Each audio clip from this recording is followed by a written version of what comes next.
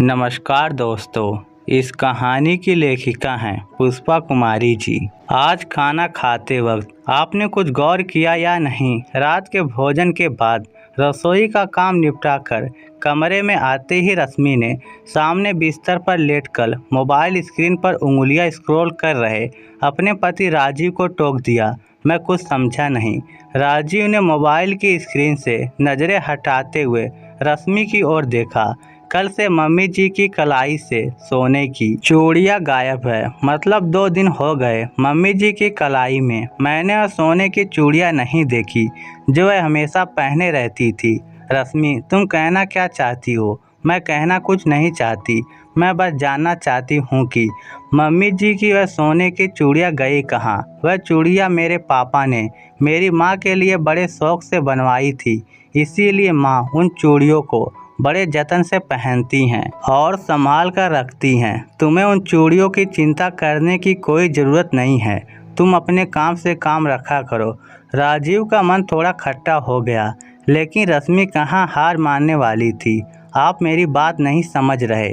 वह चूड़ियाँ पापा जी ने मम्मी जी के लिए बनवाई थी तो वह हमेशा मम्मी जी की कलाई में ही होनी चाहिए। मैं तो बस इतना कह रही हूँ, इसमें नाराज होने जैसी बात क्या हो गई? अपनी पत्नी की बात सुनकर राजीव भी थोड़ी देर के लिए सोच में पड़ गया, लेकिन रश्मि ने अपनी पति राजीव को सुझाव दिया, आप जाकर मम्मी जी से पूछते क्यों नहीं, आखिर उनकी कलाई से चूड़ियाँ गई कहाँ? कैसी बात कर रही हो रश्मि? मैं भला माँ से उनकी चूड़ियों के विषय में क्या और कैसे पूछूं भला?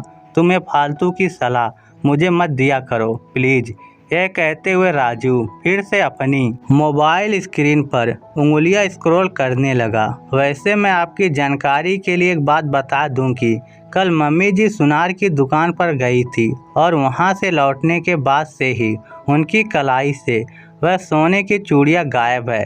तुम्हारा मतलब है कि माँ सुनार की दुकान पर अपनी सोने की चूड़ियां बेचने गई थी? राजीव के आश्चर्य का ठिकाना ना रहा, लेकिन रश्मि ने अनभिज्ञता जताई। अब यह मैं कैसे बता सकती हूँ भला? यह बात तो मम्मी जी ही बता सकती है ना। ठीक है, मैं माँ से ही पूछ लेता हूँ।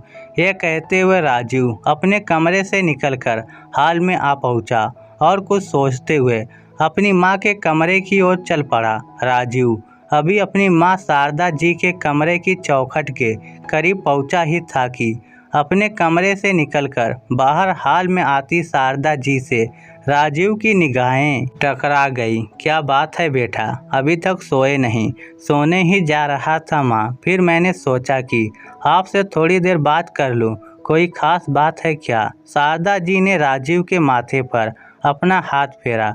नहीं माँ, बस यूं ही। यह कहते हुए राजीव ने अपनी माँ का हाथ थाम लिया। आपकी कलाई इतनी सोनी क्यों है माँ?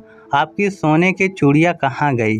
बेटा, वह चूड़ियाँ मैंने कुछ दिनों के लिए सुनार की दुकान पर गिरवी रखी है। लेकिन क्यों माँ? बेटा, पिछले हफ्ते तेरे फूफा जी की तबीयत बहुत खराब हो गई थी। तेरी बुआ ने फ़ोन किया था, उन्हें 50,000 रुपयों की ज़रूरत थी। उनकी ज़िंदगी और मौत का सवाल था बेटा। लेकिन माँ, आपने मुझे यह बात बताई क्यों नहीं? बेटा, अभी पिछले महीने ही तो तुम्हारी नई नौकरी लगी है। कई महीनों से तुम नौकरी के तलाश में थे। तुम्हारे पास रुपए नहीं होंगे, यह सोचकर मैंने तुम्हें यह बात नहीं बताई। माँ, पिताजी के गुजर जाने के बाद बुआ और फूफा जी ने हमें कभी अकेला नहीं छोड़ा, तो भला उनकी मुसीबत में मैं उन्हें रुपयों के अभाव में अकेला कैसे छोड़ सकता हूँ? यह बात आपको मुझे बतानी चाहिए थी। माँ, मैं कर्ज लेकर भी फूफा जी के इलाज के लिए रुपयों का इंतजाम जरूर करता। अपनी बुआ और फूफा जी द्वारा किए गए उपकार के प्रति राजीव की कृतज्ञता देख शारदा जी की आंखों में आंसू आ गए। बेटा, किसी के किए गए उपकार को याद रखना भी बहुत बड़ी बात होती है। मैंने भले ही अपने सोने की चूड़ियाँ सुनार के पास गिरवी रखी है, लेकिन मुझे आज इस बात की संतुष्टि हो गई है कि हर हाल में मेरा बेटा अपने परिवार के बुरे वक्त में मदद करने वालों की मदद करने के लिए हमेशा मेरे साथ खड़ा है। माँ, कल हम सुनार के पास चलकर आपकी चूड़ियाँ वापस ले आएंगे। बेटा इसकी कोई ज़रूरत नहीं है, जब रुपए होंगे तब ले आएंगे।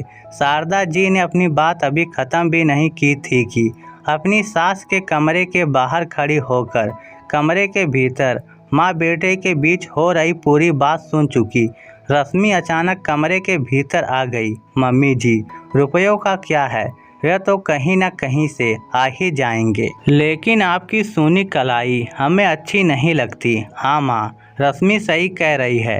रश्मि की बातों का मर्म समझता राजीव आज अपनी पत्नी की समझदारी पर गर्व महसूस कर रहा था, लेकिन अपने बेटे और बहू का अपने प्रति इतना ख्याल देख शारदा जी निःशब्द थी। तो दोस्तों, इस स्टोरी को लेकर आपकी क्या राय है, नीचे कमेंट करके हमें ज़रूर बताइएगा। धन्यवाद।